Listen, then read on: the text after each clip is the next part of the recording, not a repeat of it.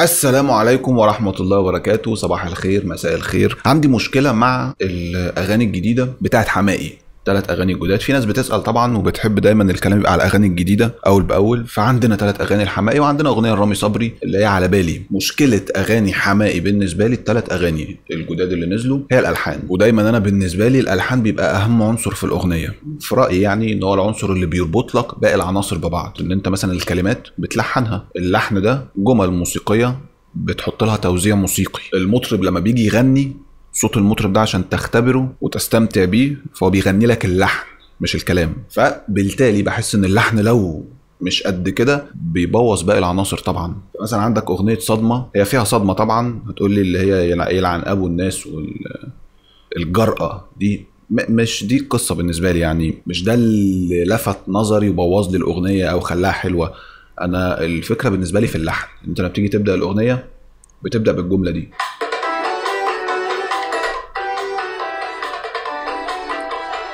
دي جمله اللحن. اولا الجمله دي اتقالت في اول الاغنيه بصوت مش جذاب قوي، مش جديد قوي، صوت عادي يعني مش مثير للانتباه. تاني حاجه الجمله مش قويه قوي، فانت الجمله مش قويه قوي وحرقتها لي في اول الاغنيه، فبيجي حماقي يقولها تاني، يلعن ابو الناس وبعدين بيجي الفاصل الموسيقي يقول الجمله تاني. حتى في اخر الاغنيه بتلاقي اخر حبه، اخر دقيقه مثلا، كلهم قائمين على الجمله دي. ده في الاخر يعني يلعن ابو الناس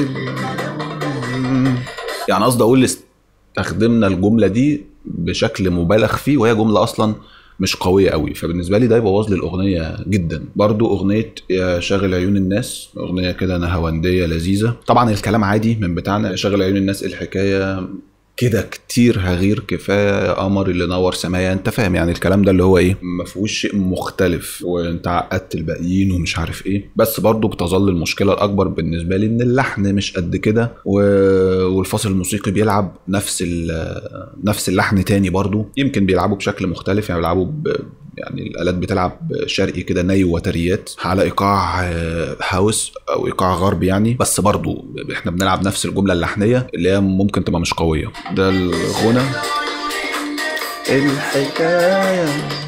تيجي في الفاصل الموسيقي بتلاقيه زي ما انا بقول لك، الحكايه. ماشي. اغنيه حماقي التالتة اللي هي بناقص، يمكن فيها فكره في المزيكا، بتبدا بستايل تركي كئيب شويه، ماشي حلو لذيذ. بعد كده الايقاع بتلاقيه بقى لاتن، الايقاع تحسه كده خفيف لذيذ يعني. وبعد كده بتلاقي بقى البراس سيكشن او اللي هي الالات النفخ اللي هي بتقوم عامله لك كده مثلا. ففي ميكس حلو يعني. وحتى في حته لما بيخلص بتلاقي ايه، بيقول ده قرار محسوم، فالمزيكا بتحسم، المزيكا بتحسم معاه بالايقاع.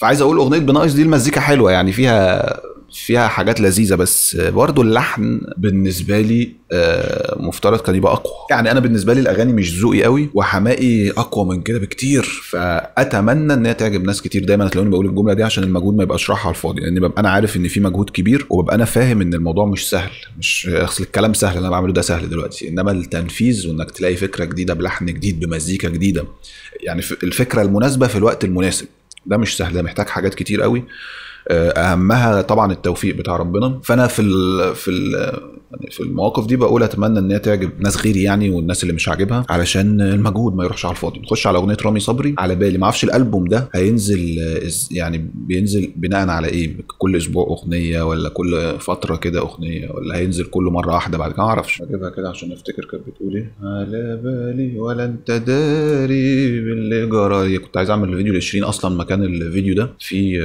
اقوى اغاني ل20 على مدار التاريخ. هحاول اعمله ممكن الفيديو الجاي او اللي بعده. عشان كده بقى فانت اشترك في القناه واعمل لايك وشير وسبسكرايب وكومنت وكده عشان نبقى مع بعض في اللي جاي. ممكن على بالي دي بقى اكون يعني ده مثال بيؤكد كلامي في ذوق انا، ان اللحن حلو فمحللي الاغنيه. اللحن فكرته فكره بسيطه، ان انت حولت ما بين مقامين، واحد كورد فمقام ممكن نعتبره غربي لبياتي مقام شرقي. الدخله دي فكرتني ولا وقت ان نتحاسب ولا وقت ان اعيد ولا وقت ايه. ماشي مش المهم يعني. على بالي لو عدت علينا سنين. بنكمل لحد ما نوصل ايه.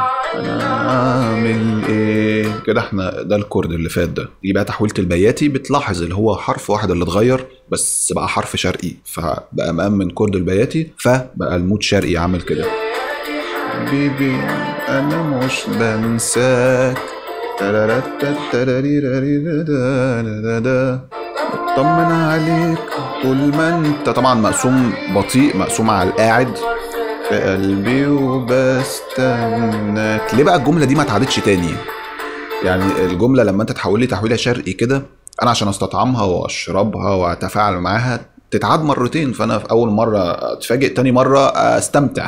انما هي بتتقال مره واحده وبعد كده بنخش على الفاصل الموسيقي اللي هو بيلعب نفس جمله الكوبليه. ما اعرفش ايه حكايه الفواصل الموسيقيه بقت بتلعب نفس اللحن دي، فين الافكار؟ ما اعرفش. على بالي لو عدت علينا سنين وحشني طول. في المره التانيه او النص التاني من الاغنيه الحته الشرقي بتتعاد مرتين، زي ما انا كنت بتمنى، بس انا كنت عايزها تتعاد مرتين في اول مره مش في تاني مره. انا مش هقعد كل مره استنى لاخر الاغنيه عشان اسمعها مرتين ورا بعض واستمتع بيها. ما اعرفش، ممكن تبقى دي فكره حلوه عاجبه الناس. ده اللي انا حاسه يعني. برضو كان في اغنيه لبهاء سلطان نازله من قريب من فتره كده اسمها تنزل فين. برضو اغنيه حلوه قوي والسينيو بتاعها كان عاجبني. تنزل فين مين هيسيبك تنزل وانت حزين عمري ما سيبك. بهاء سلطان مبدع في الموضوع ده. فبرضو لفت نظري ان في النص التاني من الاغنيه السينيو ما بيتقالش تاني، يعني السينيو بيتقال مره وما بنرجعلوش تاني. فبرضه بقيت تتساءل هل دي موضة جديدة، يعني ان اقوى حتة في الاغنية من نقولها مرة واحدة بس؟ دي نوع من انواع الكاريزما مثلا، ما اعرفش. عندي كمان تعليق على طريقة الغنى نفسها، ان رامي صبري مطرب قوي، فكنت احب اكتر ان هو يقول حليات وعرب، خاصة في الجزء الشرقي جايله على طبق من ذهب، يعني ما فيش حليات خالص، بيقولوا سادة تماما. في دخلة تقليدية كده بحبها قوي، اللي هي مثلا يقول لك ايه اعمل ايه حابي، اللي هو يدخلك بصوته يفضل مكمل معاك. واحد يقول لي ما قديمه اتعملت قبل كده، صح هي قديمه، بس في حاجات ساعات قديمه ما بيبقاش شبعنا منها، يعني انا بحبها، بحب الطريقه دي. او ممكن يبقى يعني نعملها بشكل اجدد او كده، بس قصدي ان الموضوع ما يبقاش ساده زي ما انا بقول. اتمنى يكون عجبك الفيديو وشكرا، سلام.